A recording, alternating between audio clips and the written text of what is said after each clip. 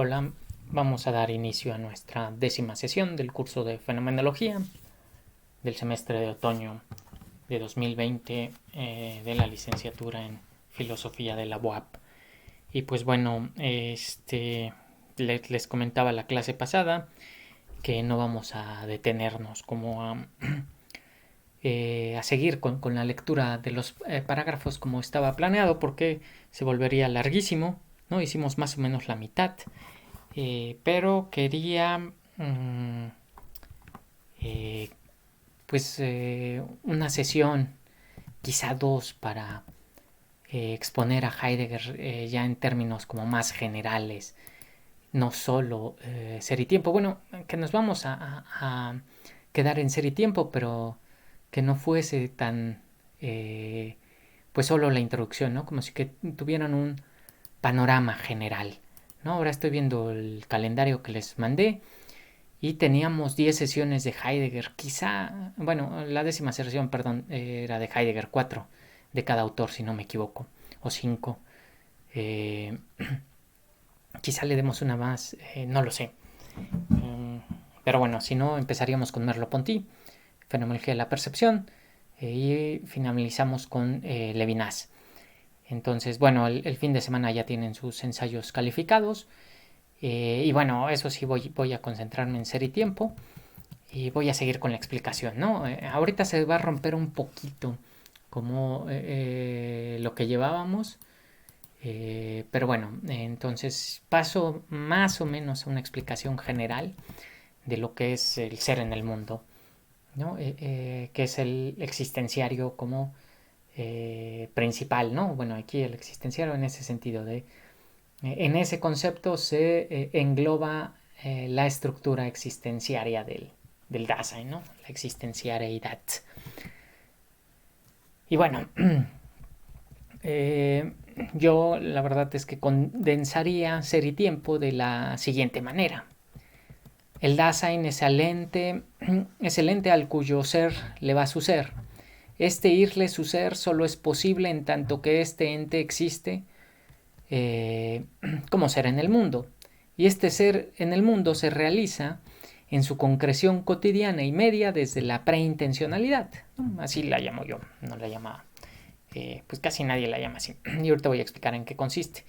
Entendida como comportarse en tanto ocupación, ¿no? Solicitud y cuidado. Esos son como los términos fundamentales, son los tres existenciarios principales que se derivan del ser en el mundo, que es ahí Sorge, ¿no? Sorge, Besorge, ocupación, Sorge, cuidado, y Fürsorge, solicitud. ¿No? Podremos traducir cuidado de sí y cuidado del mundo, cuidado de sí, cuidado del otro, ¿no? Pero bueno, ¿por qué es una especie de preintencionalidad y qué quiero decir con eso? Bueno, en Husserl también hay una preintencionalidad que remite al tiempo y remite a instintos y impulsos.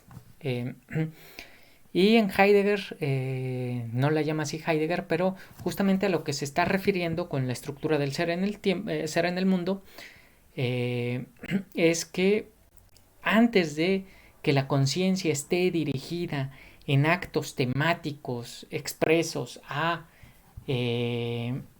sus objetos, está dirigida en comportamientos respecto del mundo, ¿no? Entonces, pues en lugar de que yo simplemente vea una taza, ¿no? Bueno, voy a usar mi ejemplo de siempre, no quiero una taza. Voy a poner el que siempre tengo acá.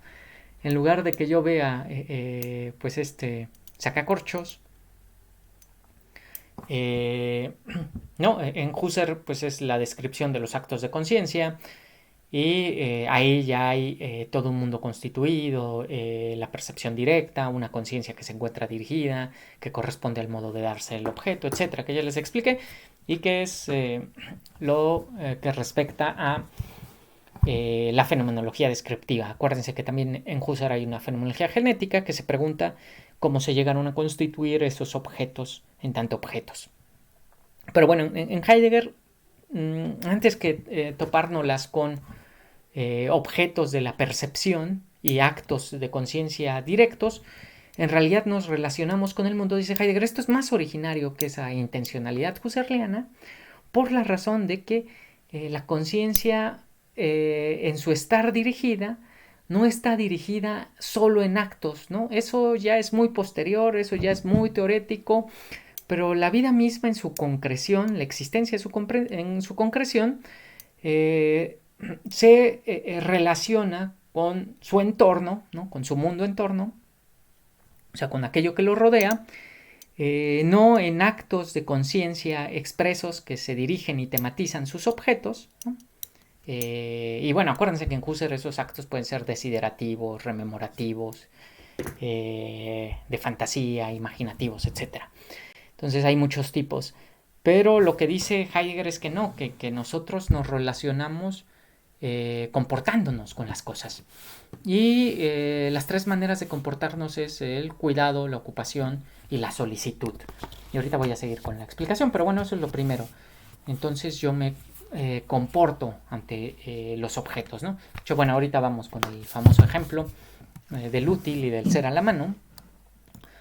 Pero bueno, a su vez estos modos de estar dirigidos, ¿no? Que son comportamientos, además es la palabra que usa Heidegger, Verhaltungen, Verhalten, el verbo sí, Verhalten. Bueno, no voy a llenar tantos como, creo que ya parece trabalenguas, alguien ya me dijo. Y no es completamente falso, ¿eh? Pero bueno, es por las razones que ya hemos mencionado en otras sesiones, ¿no? De las peculiaridades de la lengua alemana. Pero bueno, aquí el punto es que esos estar dirigidos tienen un hacia y un con, ¿no? Un bojín y borín. Eso lo van a ver ahí en su texto si los van leyendo. Están siempre atravesados por los demás existenciarios, ¿no? Que pueden considerarse transversales, aunque en cierto sentido todos los existenciarios son transversales, que es comprender, encontrarse y discurso. Y esos existenciarios se resumen, o bueno, más bien se ejecutan en lo que Heidegger llama caída, ¿no? Y la caída es lo que describe el modo de ser de la existencia en su cotidianidad media. Y bueno, dicho lo anterior, se vuelve más comprensible la afirmación heideggeriana de la esencia del Dasein es su existencia. Fin de la cita, ¿no? Esa es la esencia del Dasein es su existencia, que ya comentamos ahí, lo complejo está ahí en Ser y Tiempo. Si quieren les digo qué página, vayan y sé, ahí no lo anoté. Bueno, esta, ¿no? La existencia, que Heidegger va a remitir a esto de estar fuera de sí, en tanto estar fuera de sí es un fuera de sí hacia y con, es solo realizable justamente como ser en el mundo, ¿no? Que es el concepto que engloba esa diversidad y movilidad propia de este ente, ¿no?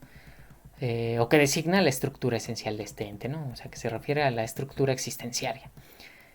Y este vocablo no hace referencia a una mera estructura abstracta, ¿no? Esa es la gran diferencia y por eso la quiere llamar así, existencialidad, existencialitet.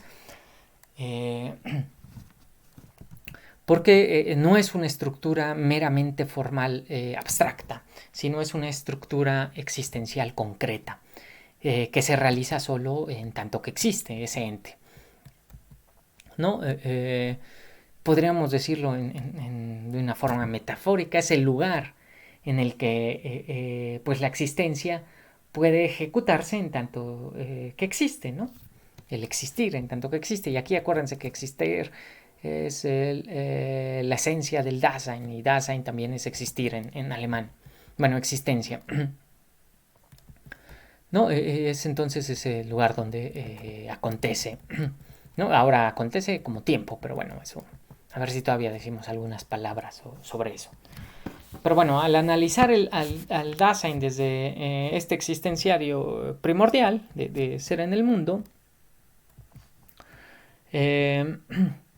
se pretende mostrarlo desde sí mismo como el ente que cotidianamente es, previo a toda tematización, previo a cualquier mirada reflexivo-teórica, y sobre todo evitando los prejuicios de la tradición que petrifican a este ente, ¿no? O intentando, ¿no? Darles la vuelta, porque si no, pues esa precomprensión dominante del ser nos estropea el acceso.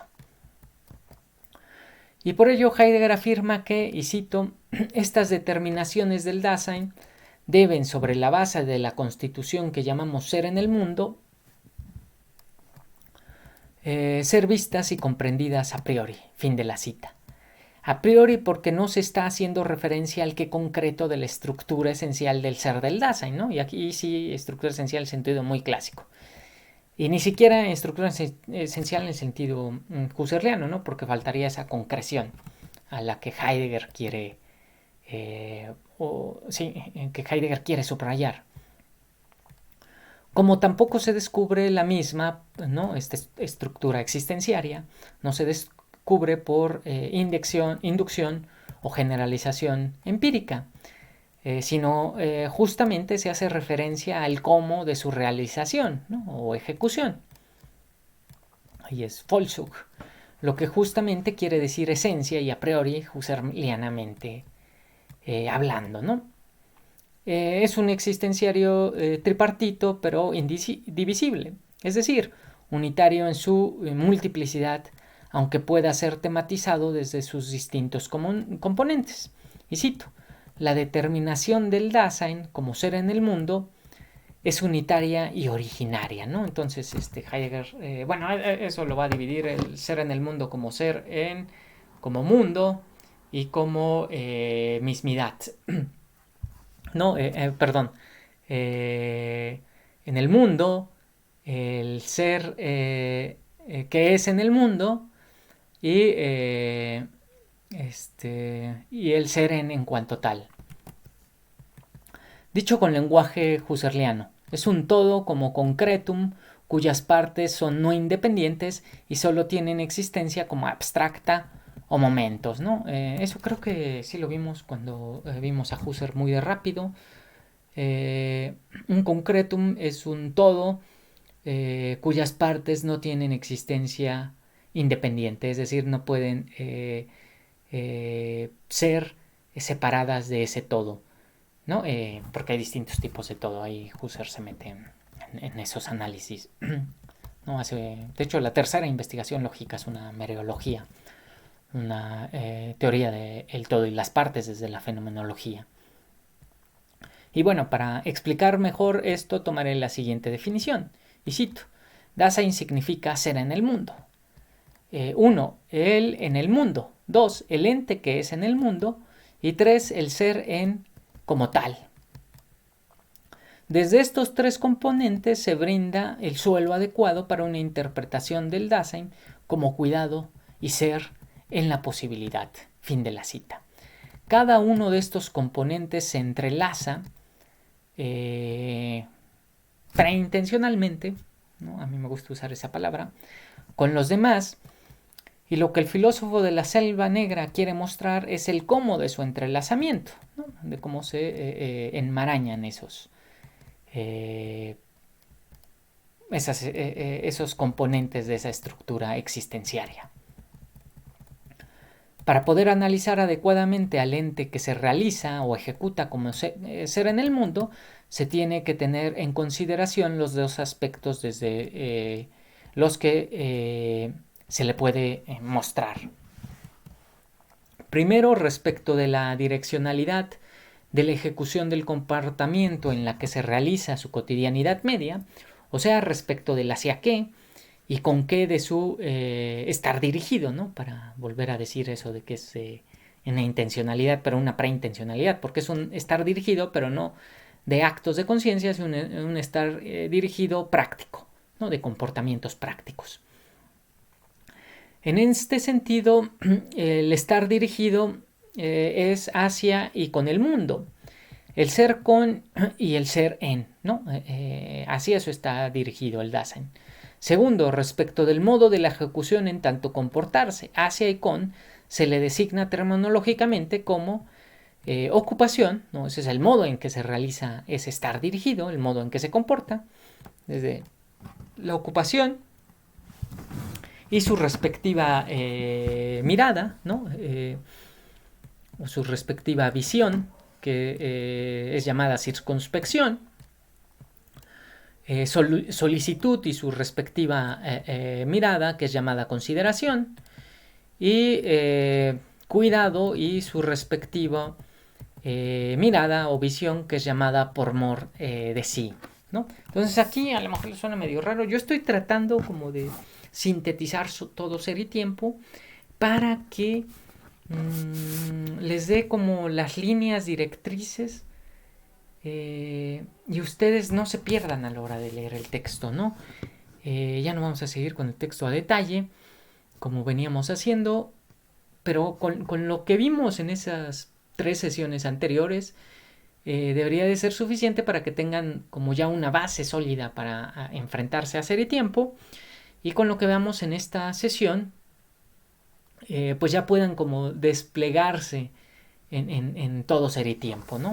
Moverse, o bueno, más o menos tener, digamos así, una especie de mapa de Ser y Tiempo. Espero que esto no sea tan enredado, ¿no? A mí se me ocurrió que era más útil, en lugar de simplemente terminar de exponer 2 o 3 parágrafos que faltaban, darle una visión general. Espero que sí sea más útil. Ahora estoy empezando a dudar de esa convicción que tuve en el momento que dije, bueno, es un poquito que falta, mejor le damos una visión general, porque a lo mejor se me pierden un poco. Pero bueno, de todas maneras, los cuestionarios, eso sí, siguen siendo como que fieles a, ¿cómo decirlo? A esos parágrafos y esas páginas que les dejé marcado que tuvieran que leer, ¿no? Y aquí es para una explicación general, porque si no, pues si esto se incluyera en los cuestionarios, pues incluiría todo Ser y Tiempo. Es una locura. No van a leer todo Ser y Tiempo en lo que queda del semestre. Bueno, a lo mejor sí, alguien que le haya gustado mucho y diga, bueno, a mí sí me interesa, pues adelante, ¿no? Adelante. Bienvenido. Y haría bien en leer todo Ser y Tiempo, ¿no? No está mal leer todo Ser y Tiempo. Pero bueno, tengo que adelantar que hacia qué y con qué será finalmente entendido como temporalidad, temporalizándose, ¿no? Y por eso esto de Ser y Tiempo, ¿no? Al final, este existenciario, esta estructura existenciaria del Dasein, se revela que su realización es el tiempo mismo haciéndose tiempo. Y bueno, a ver si doy alguna explicación ahí como muy ligerita de eso. De lo anterior se puede ver que con el concepto de ser en el mundo tenemos una transformación heideggeriana del llamado a priori de la correlación de su maestro, y con ello de la intencionalidad, la que deja de ser de actos objetivantes de la conciencia, ¿no? Como les había dicho, y se convierte en un comportarse, ¿no? Es un sich verhalten, de este o aquel modo, y con esto o aquello, ¿no? Para el morabo, la intencionalidad es precisamente el estar dirigido a de la conciencia, e implica tanto el modo de conciencia en que se realiza como el correspondiente modo de aparecer darse de aquello a lo que está dirigida, ¿no? Y recuerden eso de el modo de conciencia en su estar dirigida puede ser recordar la silla, ¿no? Ese es su modo de estar dirigida de la conciencia, y el modo de darse de aquello a lo que está dirigida pues es la silla recordada, ¿no? Pero bueno, en Heidegger tenemos que el existenciario ser en el mundo implica algo bastante parecido o análogo a la priori de la correlación de la intencionalidad husserliana, ¿no? Es decir, que no hay aparecer sin aquello ante quien aparece, pero ese ante quien aparece, ¿no? El dativo de la dación, no determina, aunque sí preconfigura, constituye el modo de darse de aquello que aparece, pero ese modo de darse de aquello que aparece, pues corresponde a su peculiar modo de ser. Pero bueno, la originalidad heideggeriana, por decirlo de alguna manera, o la brillantez heideggeriana es reinterpretar esto desde una visión existencial concreta, ¿no? O sea, a resaltar el carácter práctico y existencial de la vida en su ejecución, o sea, del estar dirigido, por oposición a la primacía teórica de actos de conciencia, ¿no? De Husserl. Por ello, el modo de dirigirse debe entenderse primariamente como el modo de comportarse, y todos los posibles modos de comportarse se resumen, ¿no? Porque no se refiere a los modos de comportarse en sentido óntico, sino en sentido ontológico, o no en sentido existencial, sino en sentido existenciario. Se resumen en los comportamientos originados arriba mencionados: ocupación, solicitud y cuidado. Aquello con lo que se comportan estos modos de estar dirigidos, ¿no? Su correlato, si lo dijéramos husserlianamente, es el mundo, el otro y el sí mismo, ¿no? Pero ¿cuál es el sentido o dirección de cada uno de estos componentes, y en qué consiste el modo de su respectivo comportamiento ejecutorio? ¿Cómo es posible su unidad? Para comprender mejor lo dicho, será necesario explicar a grandes rasgos cada uno de los componentes de la estructura ser en el mundo. Y empezaré por analizar el en el mundo del ser en el mundo. De lo cual, lo primero a tener en cuenta es cómo se interpreta este en el mundo. Este en del ser en, o estar en, pero del mundo, no del ser en cuanto tal, no debe de ser entendido a la manera de un ente que no tiene el modo de ser del Dasein, ¿no? Como podría ser el ente que simplemente está ahí, o que se me presenta en tanto útil y del que se diría que está en el cajón, ¿no? ¿Dónde está el sacacorchos? Está en el cajón. Bueno, ni siquiera en el cajón, está aquí al lado siempre, encima del escritorio. Bueno, el en del Dasein no es en ese sentido. Y al afirmar que el Dasein es en el mundo, se pretende manifestar algo muy diferente de cuando se dice que el vaso está en la mesa, ¿no? O en nuestro idioma diríamos como que más familiarmente sobre la mesa, ¿no? El Dasein no está en el mundo como la taza está en el plato. Pero bueno, a ver si trato de explicar más esto, cómo entender entonces, ¿no? En el mundo propio del Dasein. Y cito: ser en miente una constitución del ser del Dasein y es un existenciario. In procede de inan, habitar, habitare, hacer una estancia en. An significa estoy acostumbrado, familiarizado con. Bueno, ahí an está en alemán, ¿no? Habría que decir en nuestro idioma in.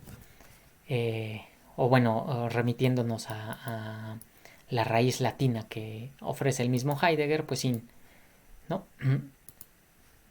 Estoy acostumbrado, familiarizado con, suelo hacer algo. Tiene la significación de colo en el sentido de habito y diligo. Fin de la cita. Es decir, al sostener que el Dasein es siempre como ser en el mundo, se afirma que el Dasein habita en su mundo ocupándose de él. O sea, morar en él, ¿no? El morar, el ser en el mundo, ¿no? Bueno, aquí en el mundo, porque ese ser en puede entenderse desde en el mundo o desde el ser en cuanto tal, pero aquí estamos respecto del mundo. No es un mero estar ahí indiferente y neutro. En el mundo no como algo a lo que accede a posteriori, después de desplazarse de su esfera interior, sino en el mundo como aquello en lo que ya siempre tiene que habérselas, aquello en lo que ya siempre de antemano se encuentra ocupado y nunca de forma neutra y vacía, ¿no? Entonces este ser en el mundo, en el mundo, es una característica esencial, eh, o si quieren característica existenciaria, del modo de ser del Dasein, del modo en que se realiza la existencia de este ente que tiene la peculiaridad justamente de existir. Existir es existir en el mundo. Siempre existe en el mundo y desde el mundo. Y no en el mundo justamente como no en el sentido de una roca que está en el río, ¿no? O en el camino, sino en el sentido de que ese Dasein habita ese mundo, se comporta con ese mundo, se relaciona en ese mundo, cuida de ese mundo, etcétera, ¿no? Por eso de habitar sería una manera de decir el Dasein es en el mundo al modo de habitar el mundo, no al modo de estar ahí encima de, como una cosa inerte. Y bueno, este ser se descubre como de antemano, estando ocupado con esto o aquello, de este modo o aquel. Y desde los existenciarios, ¿no? Bueno, aquí van a decir, ¿por qué tantos existenciarios? Bueno, la existencialidad sería la palabra que engloba a la estructura existenciaria. Y ya esa estructura tiene distintos componentes, ¿no? El más general es ser en el mundo, y de ahí se divide el ser en cuanto tal, el ser que es en el mundo y el ser y en el mundo, ¿no? De hecho, ahí hay un mapita, a ver si ahorita lo pongo. Hasta está en Wikipedia, ¿eh? Y está bien hecho, no crean que van a decir, ay, Wikipedia, no, está bonito su mapa. Digo, se le pueden hacer correcciones y eso, pero la verdad está muy bonito. No, a ver si ahorita se los enseño. El mapa existenciario, ¿no? El mapa existenciario que muestra a los existenciarios. Bueno, se descubre de antemano estando ocupando, ¿no? Y desde los otros existenciarios, aquí ya no viene, tendría que mostrar ese mapita, porque más abajo, pues de esos viene ocuparse, ¿no? Ocuparse es con el mundo, cuidarse es con el ser en, y la solicitud es con el ente que habita en el mundo, ¿no? Y de ahí salen otros, ¿no?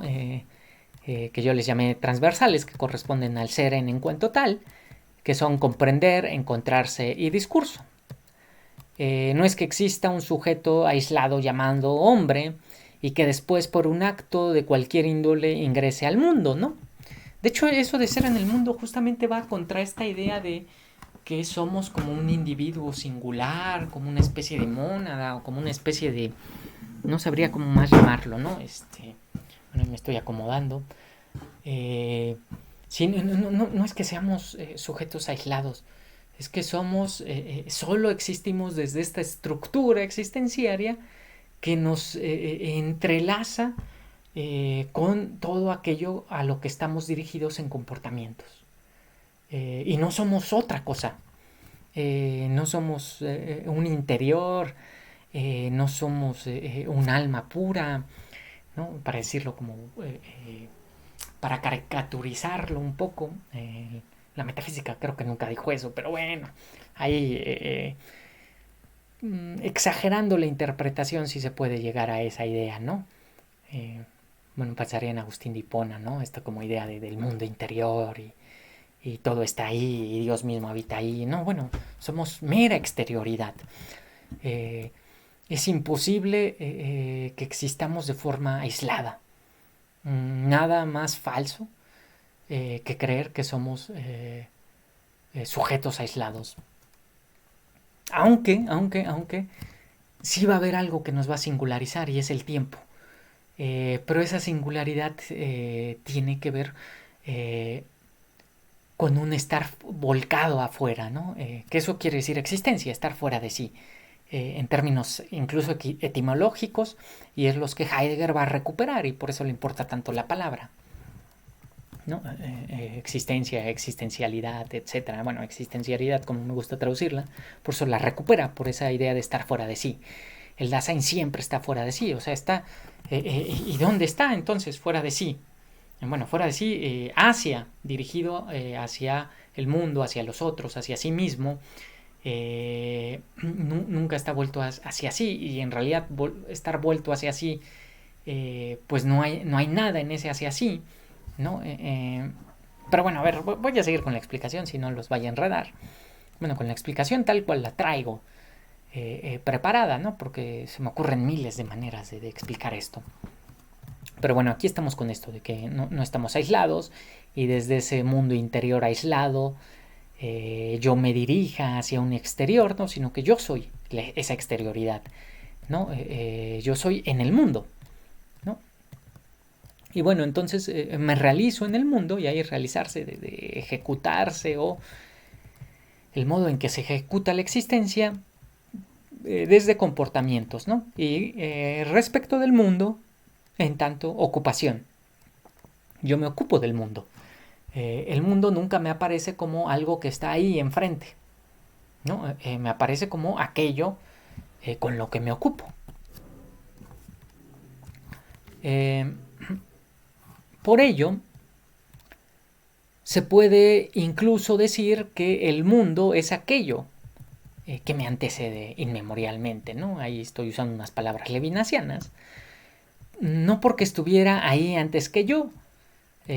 O sea, sí está siempre ahí antes que yo en un sentido, pero si lo pensamos de una manera muy clásica, pues nos vamos a enredar. Sino porque, a esto me refiero con su anterioridad, siempre se realiza mi existencia desde y hacia el mundo. Siempre me descubro como ya ocupándome, y siempre ocupándome con él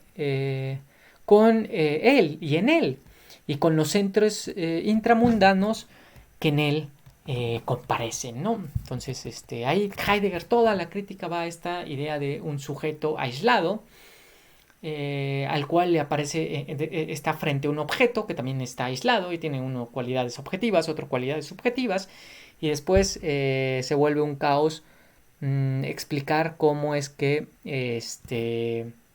entran en relación.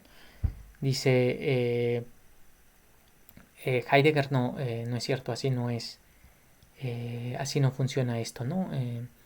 Ese no es el modo. Bueno, disculpen, estoy ahí acomodando, me estoy ocupando con mis lentes, que ya, bueno,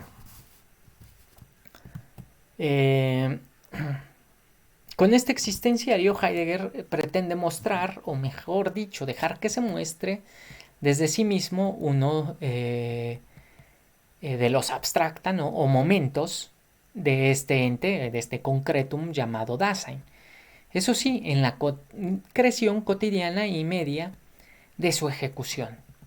Es por ello que el maestro de la selva negra sintetiza la actividad propia del Dasein, en tanto ser en el mundo respecto del mundo, con el concepto de ocupación, ¿no? Ahorita vamos a ese conceptito, ¿no? Que es el primero que sale. Y el mundo es la condición de posibilidad, ¿no? Más adelante va a decir la red de significaciones. Aquí no podemos detenernos a explicar todo. Pero bueno, es la condición de posibilidad, es esa red de significaciones de aquello con lo que me ocupo. Entes intramundanos, aunque no sea solo aquello con lo que me ocupo, ¿no? Esto porque el mundo tampoco es una cosa inerte que esté nada más ahí, ante mí, ¿no? El mundo es esa red de significaciones de entes que remiten unos a otros, y en última instancia todos remiten a preocupaciones existenciales y existenciarias del Dasein. Y eso sí, ahorita voy a poner el ejemplo clásico de Heidegger.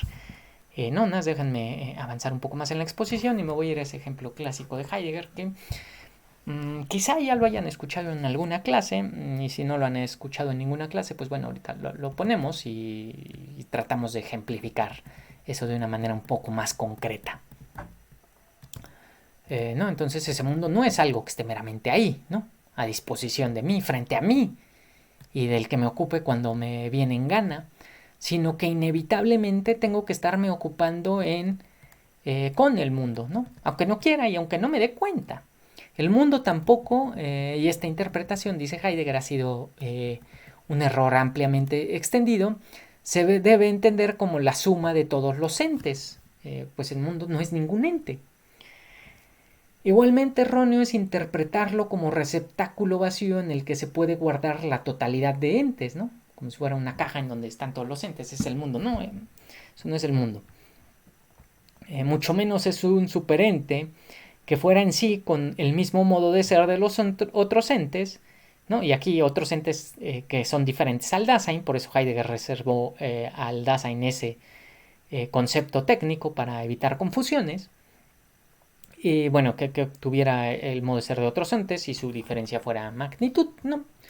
Dice Heidegger, no, el mundo, como ya se dijo, es el enqué de la ocupación, ¿no? El enqué y el hacia qué, aunque ese hacia qué se realiza temporalmente. Bueno, Dasein quiere decir, y esto es una cita, ¿no? Cito. Dasein quiere decir ser en el mundo. El ser en el mundo tiene el carácter del ocuparse. El mundo, en tanto el hacia qué del ser del Dasein, es el con qué del trato ocupado. Y fin de la cita. La ocupación es la manera en que se realiza en su concreción el comportamiento del ente que soy yo mismo en relación con el mundo. Y la visión, ¿no? Ahí visión es un concepto técnico para Heidegger, es Sicht, ¿no? Que se usan ahí visión, mirada, ¿no? Modo de ver, ¿no? Mi estar dirigido hacia y con, ¿no? Bueno, estar dirigido hacia, desde, se realiza con una mirada.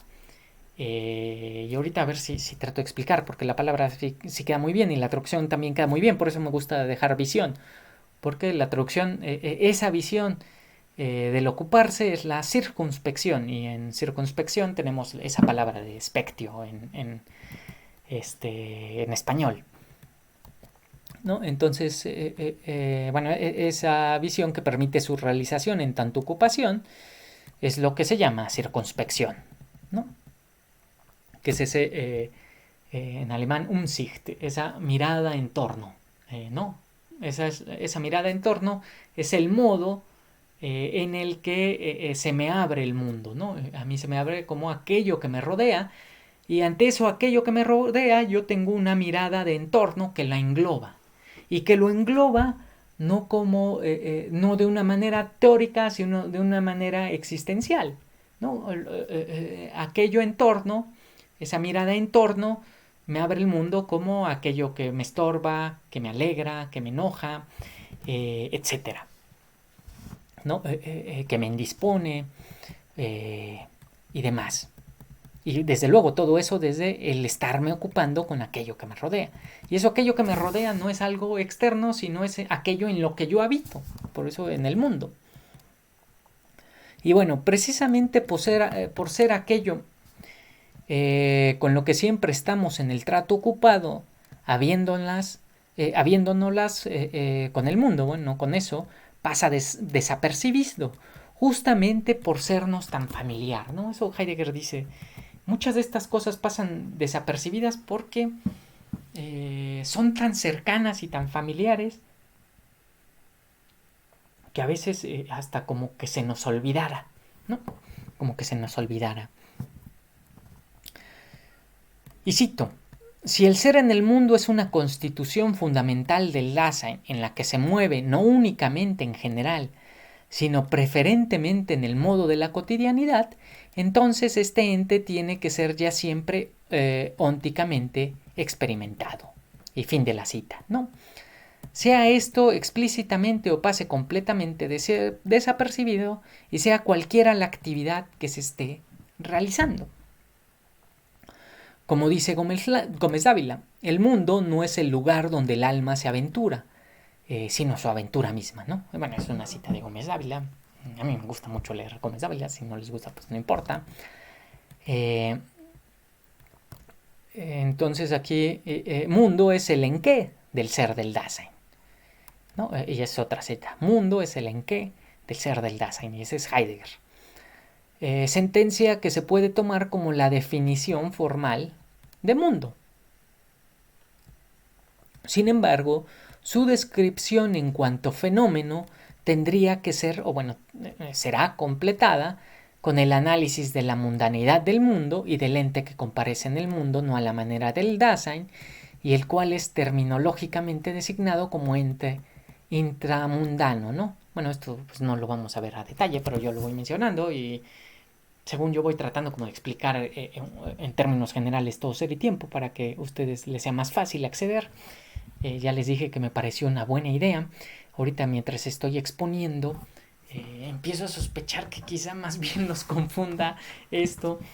Quizá hubiera valido la pena solo acabar 4 parágrafos más, como más a detalle, con definición, con precisión, porque aquí pues, están saliendo un montón de conceptos que para los que están familiarizados con Heidegger, ya sea porque les guste, les interese o hayan tenido otros cursos, pues les van a sonar familiares, pero aquellos a los que no y aquellas a las que no, pues esto va a ser un caos quizá. Pero bueno, Heidegger es muy divertido, la verdad, ¿no? Yo les dije cuando terminábamos la sesión de Husserl, bueno, Husserl es muy cuadrado, muy denso, muy difícil, Heidegger es más light. Y ahora que lo pienso, pues no es más ligero Heidegger, pero sí es más entretenido. Sí es más entretenido ocuparse ahí con Heidegger, no es tan secos, ¿no? La filosofía de Husserl es seca, dura, ¿no? Es como trabajar en un campo más árido. Eh, bueno, más árido, sí, aunque al mismo tiempo más fértil, aunque parezca una contradicción, ¿no? Más escabroso, pero infinitamente rico. Bueno, Heidegger también tiene una riqueza enorme, pero de otro estilo. Pero eso sí, pues Heidegger es más fácil, digamos, enamorarse de Heidegger. Es más fácil ser seducido por la filosofía heideggeriana porque pues es como que más mm, pues más seductora, ¿no? En ese sentido me refería a que no es tan áspera como la filosofía husserliana, aunque cuesta trabajo familiarizarse con la filosofía husserliana, bueno, con la conceptualidad de la filosofía, perdón, heideggeriana. Una vez que uno se familiarizó, pues es como muy, pues sí, muy fresca, muy jovial, muy atractiva. Pero bueno, igual y ustedes están leyendo esto y dicen, no, qué horror, yo no me voy a fenomenología. Que por cierto creerán que fenomenología, a lo mejor ustedes creen, no, bueno, fenomenología es la corriente mmm, a la que más se van los estudiantes de filosofía, la UAP, desde luego. Y no, déjenme decirles que no, que es filosofía de la ciencia y del lenguaje, ¿no? Curiosamente existe ese mito de que la mayoría se va a fenomenología, no es cierto. Ojalá y se vayan a fenomenología, a mí me encanta, yo estoy en esa área, les daré alguna que otra clase. Obviamente, para mí lo principal es que les guste, ¿no? Y un poco la idea también de este curso no es solo transmitir como cuestiones técnicas, que desde luego que tiene que haber esas cuestiones técnicas, son muy importantes, pero también la idea es como que transmitir esta pasión por la fenomenología en su conjunto, ¿no? Ya bueno, aquí estamos con Heidegger. Y por cierto, la fenomenología francesa, Merleau-Ponty y Levinas guardan mucho eh, ¿cómo llamarla? Como melodicidad heideggeriana, mucho más seductora, mucho más existencial, ¿no? Y aquí existencial en ese sentido de existencia cotidiana, ¿no? De preocupación existencial, así, óntica en el sentido más banal del término, de crisis existencial, que podríamos decir en nuestro idioma, y al mismo tiempo de eso mismo pensado, pero desde su estructura ontológica, o sea, pensado desde la existencialidad. Pero bueno, regresando al existenciario ser en el mundo, bueno, y aquí me voy a pasar al ser en cuanto tal, pero no es cierto porque les prometí un ejemplo de que quizá haga esto un tanto más gráfico. Quizá sí, quizá no. Entonces, acuérdense, de hecho, si lo piensan, en Husserl tampoco es que En Husserl tampoco es que hubiera una especie de sujeto aislado frente a un objeto aislado, ¿no? De hecho, toda la visión husserliana trata de romper eso. ¿No? No, toda la filosofía husserliana trata de romper ese esquema como muy cuadrado y que además que quién sabe de dónde venga, ¿no? Pero da igual. Trata de romper ese esquema con la intencionalidad. Y por eso esto de la percepción nunca es la percepción de un objeto aislado, sino la percepción de un objeto en un campo visual que lo acompaña y que le sirve de trasfondo, y hay un primer plano, un segundo plano, que el segundo plano es el trasfondo, y hay un horizonte, ¿no? que abarca todo mi campo perceptivo, en este campo perceptivo visual, pero es el campo perceptivo en general, visual, auditivo, sensitivo, etcétera. Y entonces las cosas me aparecen así. Ese es el modo, esa es la estructura esencial del aparecer de las cosas perceptivas, en un campo visual donde aquello que llama mi atención está en el primer plano. Y con esto Husserl rompe esa idea de que sean como cosas aisladas.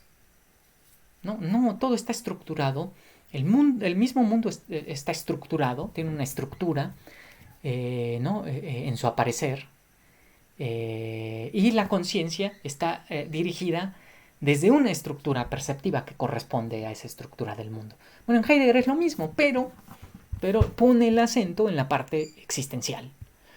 O sea, Heidegger dice, bueno, no es un mero campo visual que me rodea y en el cual aparecen cosas y yo dirijo mi mirada a...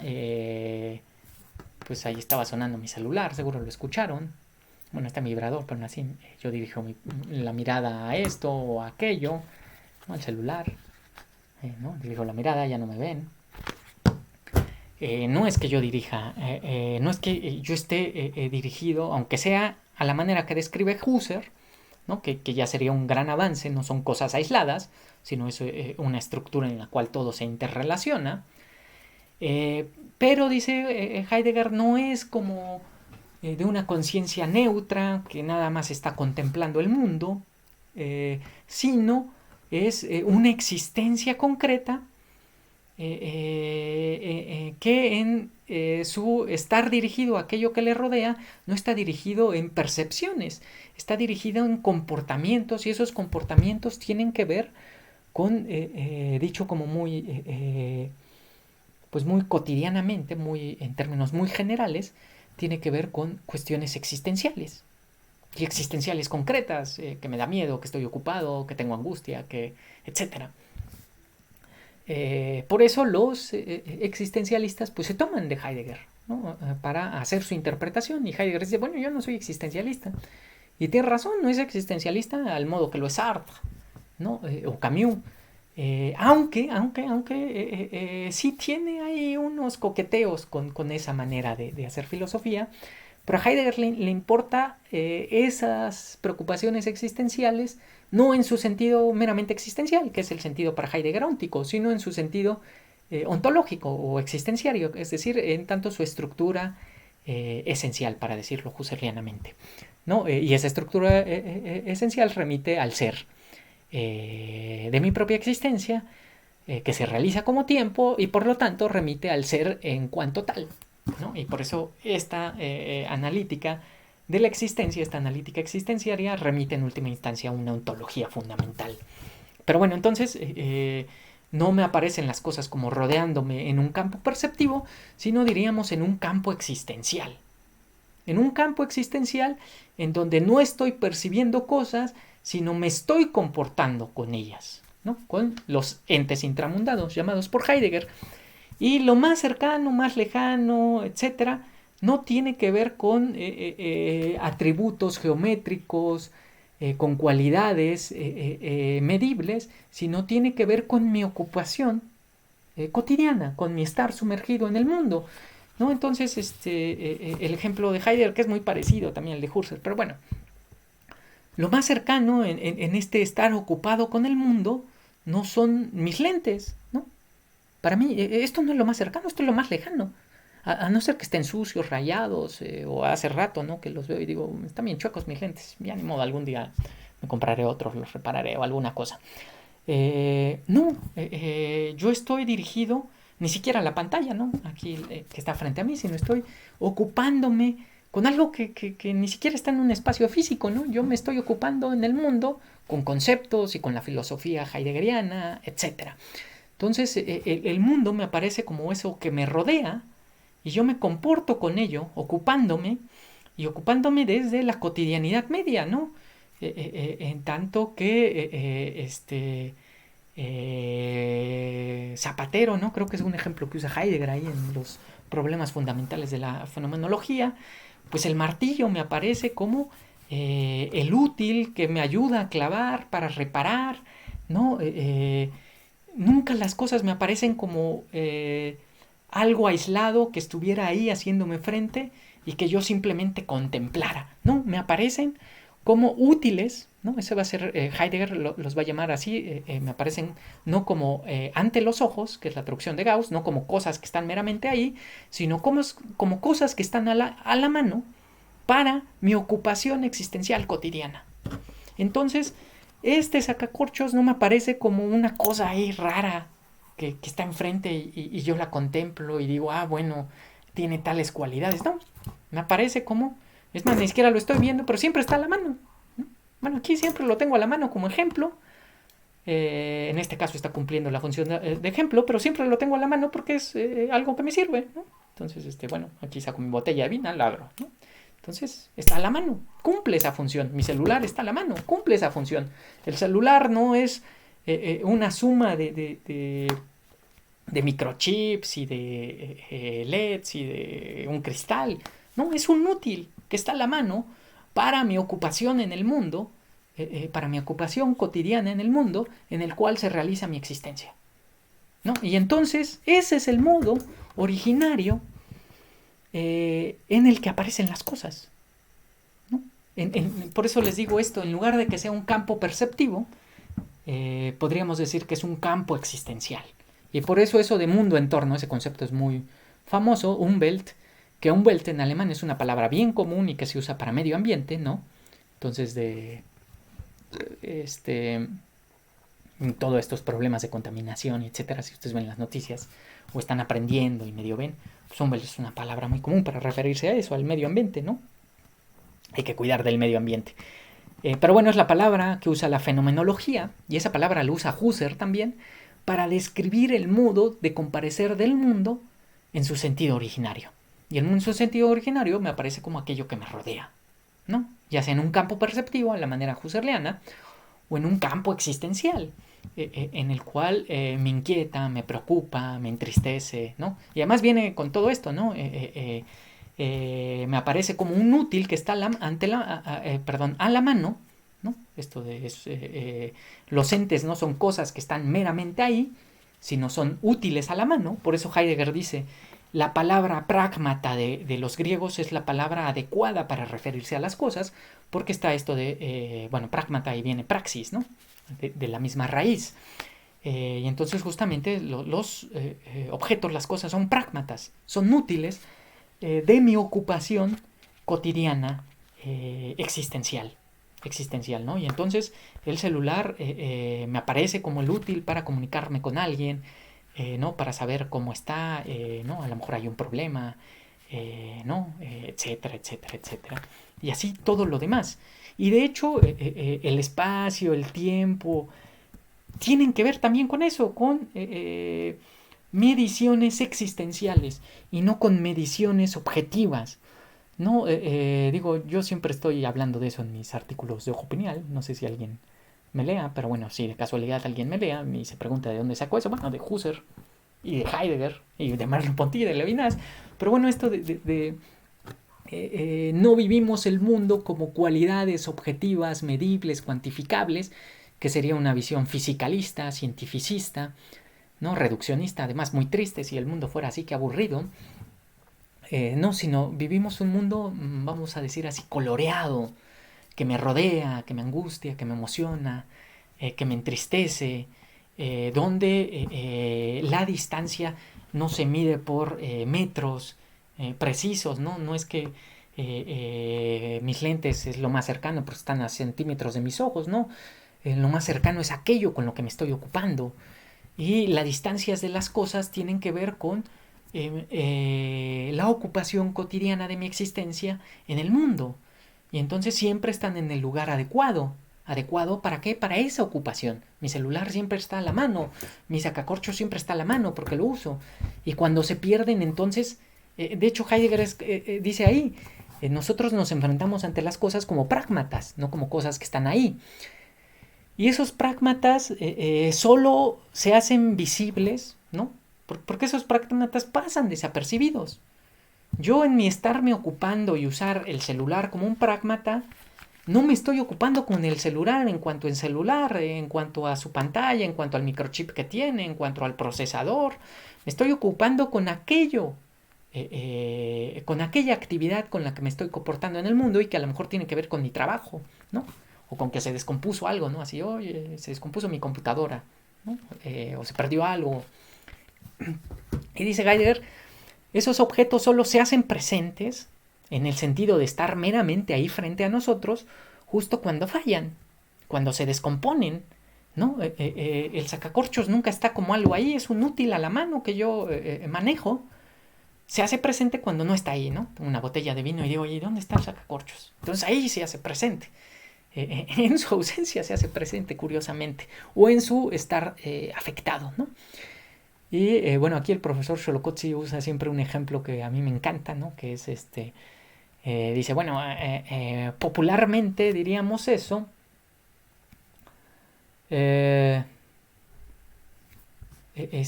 Popularmente diríamos eso de nadie sabe lo que tiene hasta que lo pierde, ¿no? Entonces las llaves nunca están ahí presentes hasta que ya no están o hasta que ya no sirven, ¿no?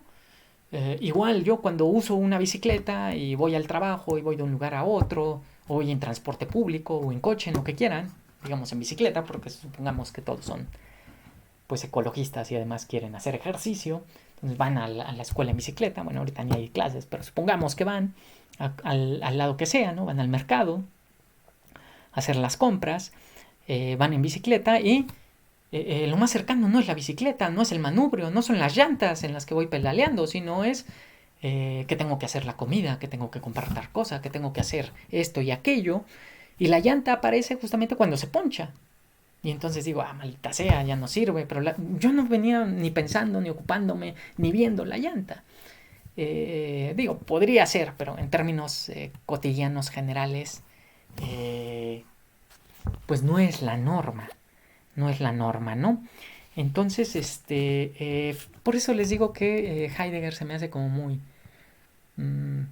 seductor al hacer estas descripciones fenomenológicas, pues son descripciones fenomenológicas, son descripciones del modo en el que aparecen las cosas, en el modo en el que aparecen las cosas. Y bueno, voy a acabar esta descripción, ya no me voy a pasar el ser en el mundo, tenía planeado más páginas, bueno, tenía planeado todo el ser y tiempo, creo que fue una locura, pero probablemente con esto sea suficiente. Quizá les dé una clasecita más de Heidegger y le robamos unas clases a Merleau-Ponty o a Levinas.